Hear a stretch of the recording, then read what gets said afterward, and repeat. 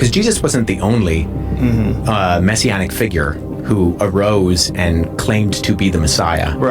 There was actually a case very recently where a guy, they thought he was dead, and this guy started moving again and came back to life.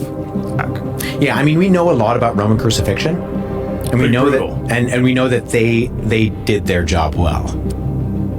It's very difficult for anybody who thinks of themselves as an intelligent person who's secular to even entertain the possibility that someone died and come back to life. I am glad that Joe believes in the supernatural because it means he is open to... You're dealing with illiterate populations, you're dealing with thousands of years of time. Because of this claim that they say they saw Jesus resurrected. Like, there's something different that goes on there, that they're like, this is a miracle, right?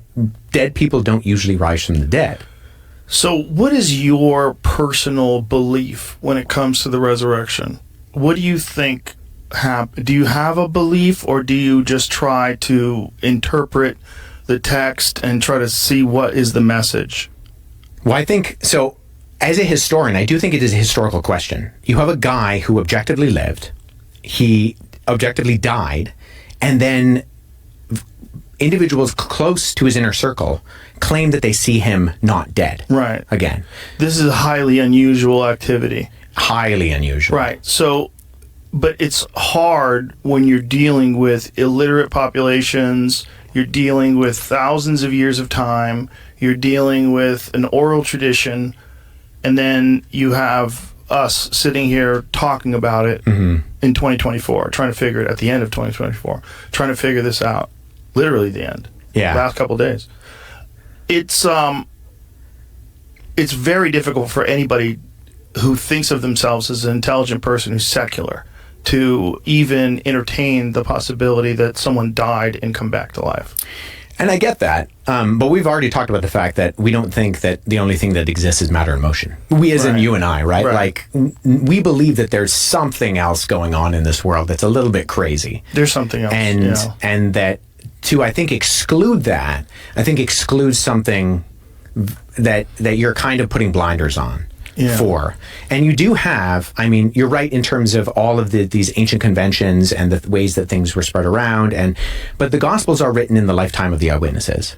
And they're written in this period of time where you have groups of individuals who could have fact-checked those things. So, how do you fact-check someone coming back from the dead? Well, how many people saw his body, right? Well, Paul says that 400 people saw him all at once. 400 people saw the crucifixion? No, saw the resurrected Jesus. Yeah, 1 Corinthians 15, Paul says that Jesus appeared to the disciples, and then he appeared to 400 people all at once. I mean, if we read the Gospel of Luke and the Gospel of Luke and Acts, so same author wrote these both documents, he says that Jesus was walking around teaching them for 40 days after he was resurrected from the dead. And so these are written within a time period when you have people who would have seen Jesus's ministry, who were there, say, at something like the feeding of the 5,000, who could have been able to verify or debunk some of these things that are being said. And you go from a bunch of scared guys who, because Jesus wasn't the only messianic figure who arose and claimed to be the Messiah. Right. There were a number of individuals both prior to and after Jesus, but they die and the movement dies with them. I would like to tackle all the objections he mentioned. He mentioned the illiteracy of the people back then. He mentioned the gap period of over 1,500 years, the supernatural aspect of it, and the problem of reliability of the oral traditions. Let me start with the supernatural. My personal understanding is that the supernatural is not a problem at all. The problem is holding on a materialist philosophy which can be a hindrance to believe in the supernatural.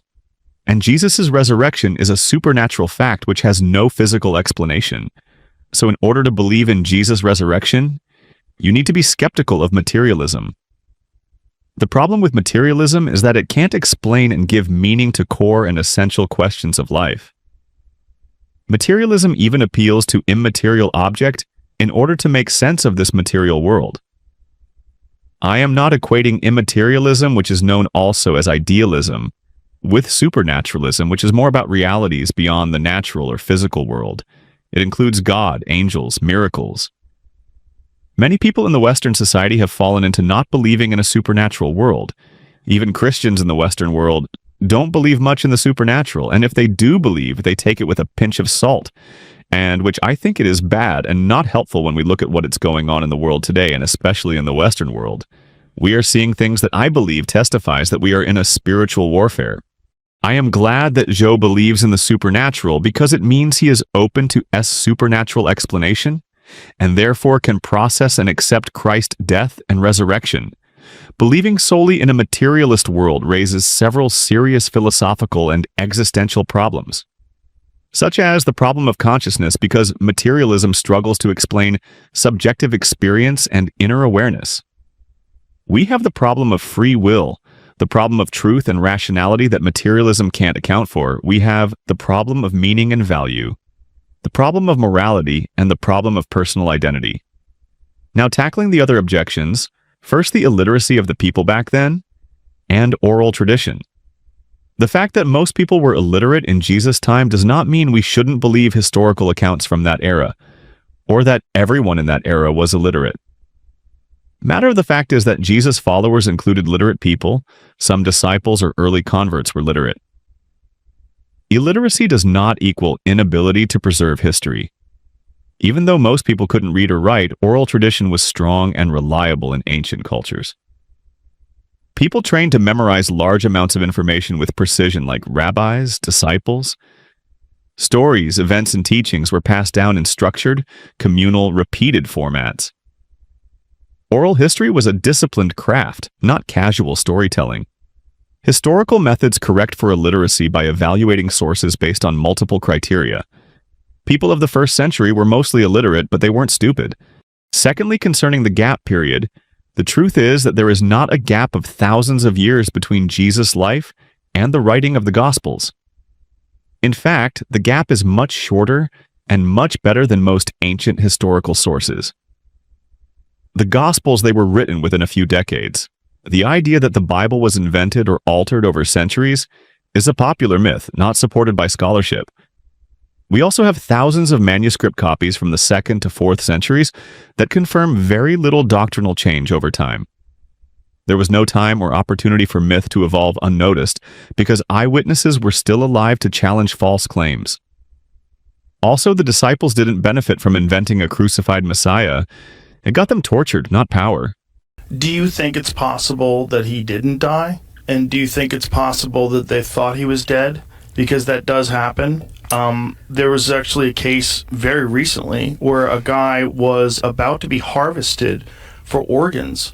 They thought he was dead, and this guy started moving again and came back to life. It's a very, very bizarre case because his family had been told that he was going to be harvested for organs. They were preparing for that. Yeah. This guy comes back. Yeah, I mean, we know a lot about Roman crucifixion. And we know brutal. that, and we know that they did their job well. Yeah. And so, in fact, if you look at, say, very skeptical biblical scholars, like non-believing, atheist, agnostic Christian scholars, they will say if we can know anything about Jesus, like they'll cast a doubt on a lot of the things that we read about in the Gospels in terms of the actual historical Jesus of Nazareth. They'll say one thing we can be sure of is that he died by crucifixion under Pontius Pilate, because we have not just multiple attested documents that we refer to as the New Testament, but Roman and Greek and Jewish writers refer to that claim afterwards and talk about the fact that you have this guy, and it's mocked within earliest Christianity. So one of our earliest, in fact, not one of, the earliest depiction of Jesus on the cross is called the Alexamenos Graphido. And it's probably from the end of the 1st century. And it's it depicts an individual with their arms raised in an act of worship, worshiping a man with a donkey's head who's being crucified. Whoa. And right beside it, it says, Alexamenos worships his God in Greek. Whoa. And it's mocking, right? Because crucifixion was for the lowest of the low. It was for, like, slaves. In fact, if you were a Roman citizen, you were banned from being crucified. Who was it that got crucified upside down? Peter. Why? Was it because, like, regular crucifixion wasn't good enough for him? Or what was it? He didn't deserve it? Did Jesus really die? Many think he was just beaten with few strokes. then crucified. I understand the objection is raising, but many are not aware of what it meant to be crucified by the Romans. Hear this. To be crucified by the Romans was to suffer one of the most brutal, humiliating, and publicly shameful forms of execution ever practiced in the ancient world. It was not just about death, it was about maximizing pain and prolonging suffering. There are many non-Christian sources that testifies that indeed Jesus died by crucifixion. We have the Roman historian Tacitus, the Jewish historian Josephus, and Lucian of Samosata, the Greek satirist. There are a scholar consensus that these sources are from different backgrounds and have no motive to invent Jesus' death. My wish through this video is reach out to people from every background and assure them that there are a lot of good fact backing the historical Jesus and his death. And if one can accept the premise that the Gospels are factual and reliable, that Jesus existed and was crucified by the Romans, then it is possible to believe, therefore, the testimony of the disciples that Jesus was seen alive according to 1 Corinthians 15, to be saved and become a Christian, because as a Christian, I don't care about owning others in arguments, but instead helping my fellow human to come to salvation. I hope this video helps you find the truth. I will see you in the next video, and may God bless you.